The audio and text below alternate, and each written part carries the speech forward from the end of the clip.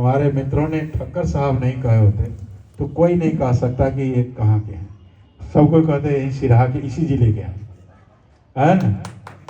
कितने, ये क्या है, ये हमारी असली, हमारी क्या है, मित्रता, सहोदरता, सहोदरता भी है। और यह हमारी अपनत्व की भावनाएं भी है जो आपने यहाँ रखा, इसलिए भी बहुत बहुत धन्यवाद। क्या कहा कि 2000 शाही सेना, 3000 हमारे माओवादी सेना मिलके इसको कुचल दे, यही ना कहा था। और यहाँ आया था, धोती पहन लिया था, पहनना भी नहीं आता था, लटर पटर धोती और लटर पटर कुर्ता पहन के आप लोगों को ठग रहा था। माओवादी या ये खाओवादी या कमाओवादी, ये कम्युनिस्ट और कमाओनिस्ट दुनिया में किसी को मुक्ति नहीं दिला सकती। और सभी वो उसी शासक वर्ग का एक खेल है जिसने लोगों को भ्रम में डाला और बर्बाद किया।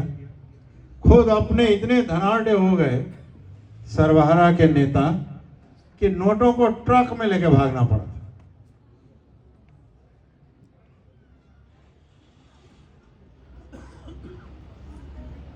है ना। तो क्या है, भ्रष्टाचार उतना ही। और इन लोगों का शासन आपने देखा 35 साल से कुछ करने की लड़ाई लड़ी। हम लोगों ने निरंकुश व्यवस्था के विरुद्ध लड़ा, लोकतंत्र की लड़ाई लड़ी। आज नेपाल संघीय गणतंत्र है और एक लड़ाई और लड़नी पड़ेगी, एक संघर्ष और करना पड़ेगा जो भेदभाव और असमानता को अंत करे। और इसके लिए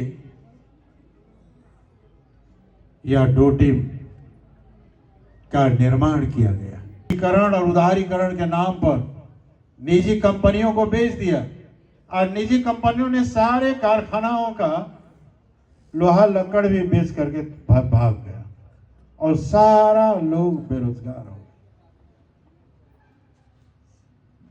इसे फिर से संचालन करना होगा।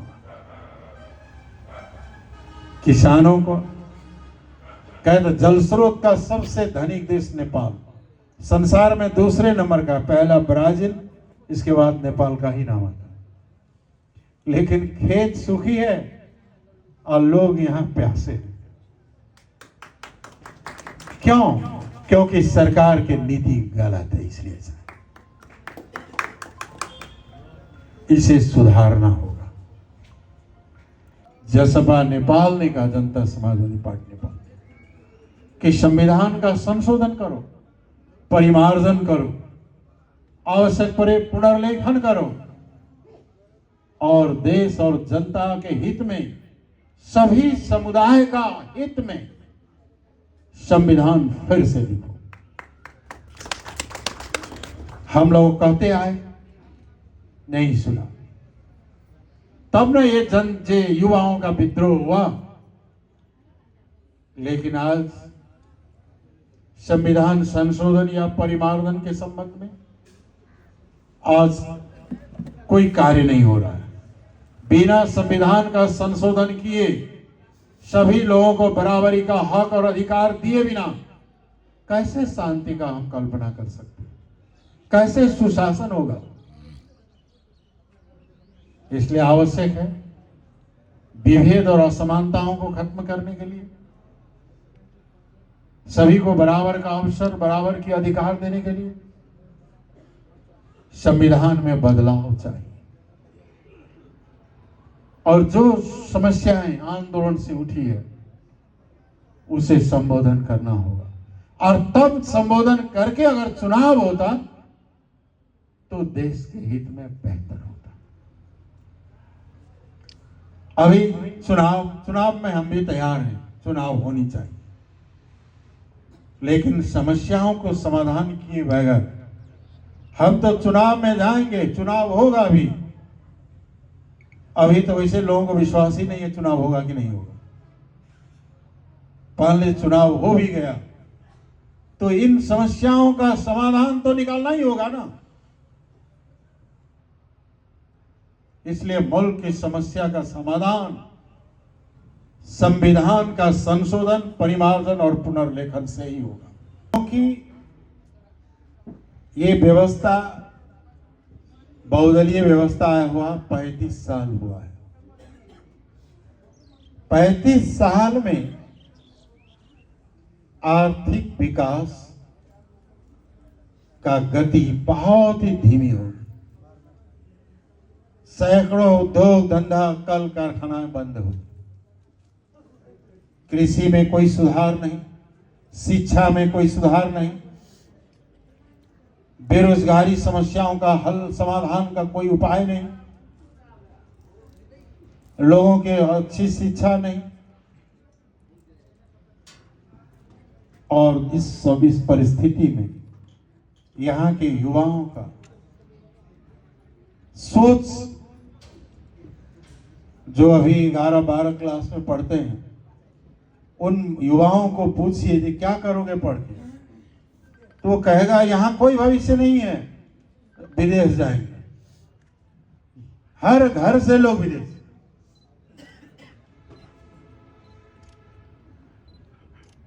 ऐसी अवस्था में लोगों में आक्रोश और निराशा बढ़ी। देश में भ्रष्टाचार, लूट तंत्र और कमीशन तंत्र ही बढ़ा है 35 सालों से। ये आक्रोश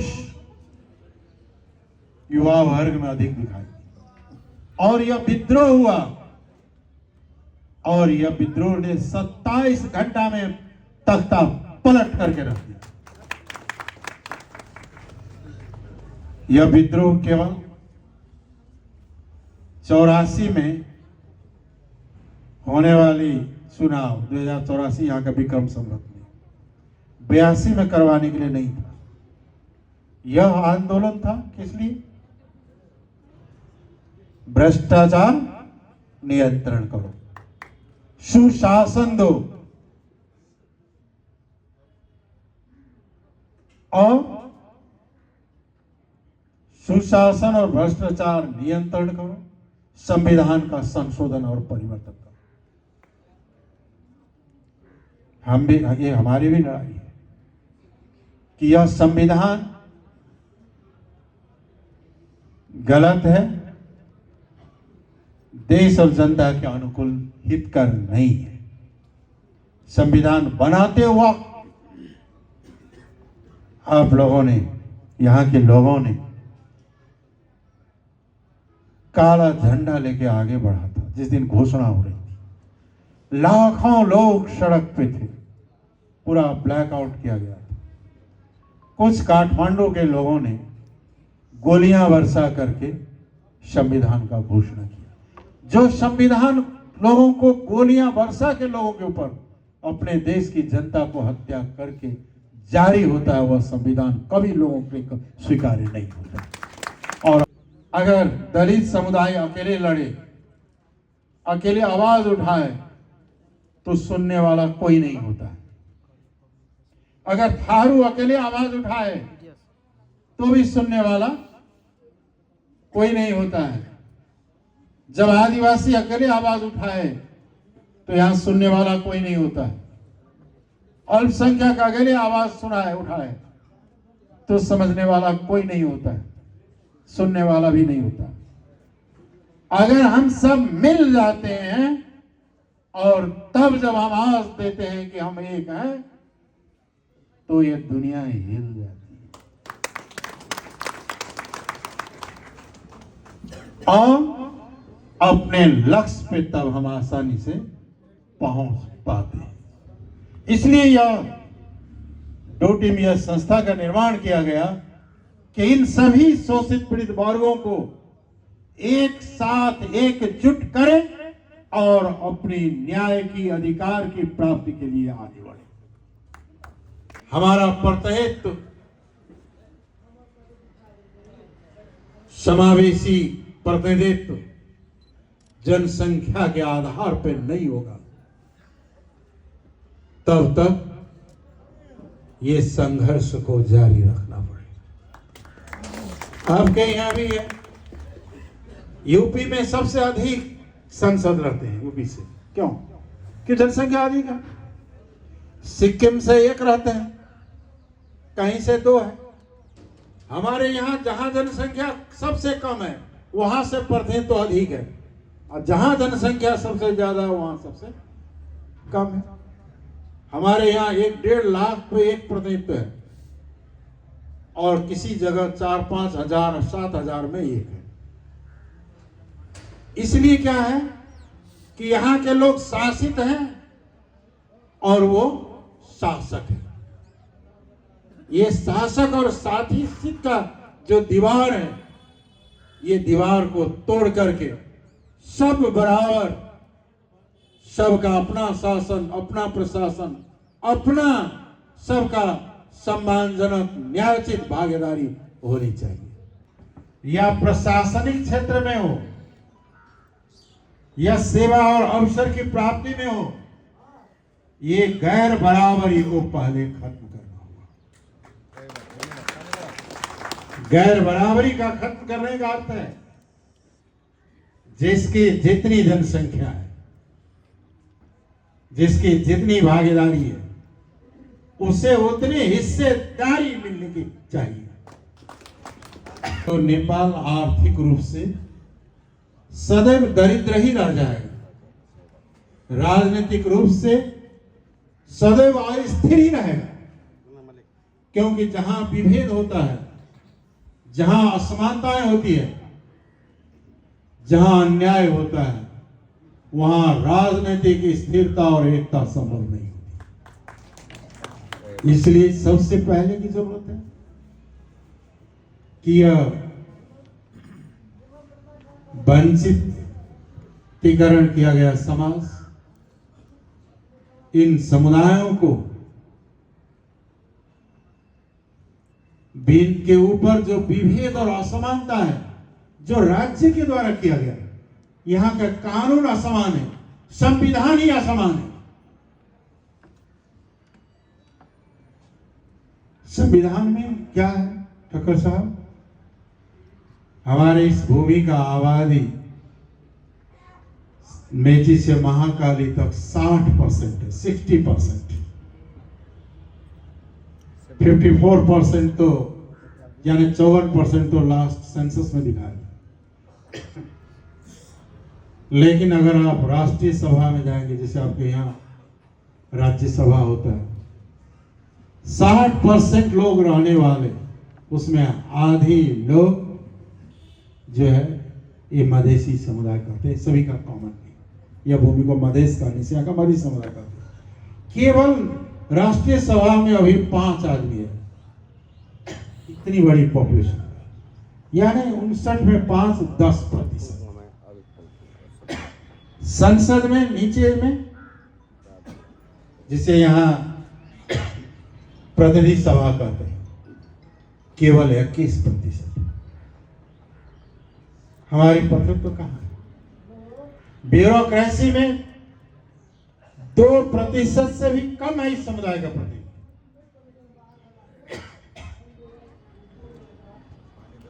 सरकारी अवसरों से वंचित, अपने प्रतिनिधित्व से वंचित। जब तक ये हालात रहेंगे तब तक देश का, राष्ट्र का निर्माण कैसे होगा? सलहेस का भूमि है, या प्राग ऐतिहासिक काल में यहाँ सलहेस का राज्य हुआ करता था। इससे उधर द्रोण का राज्य हुआ, द्रोण वंश का, द्रोण राज्य कहते थे, द्वयम का राज्य हुआ करता था। एक मिथिला हुआ करता था किसी जमाने।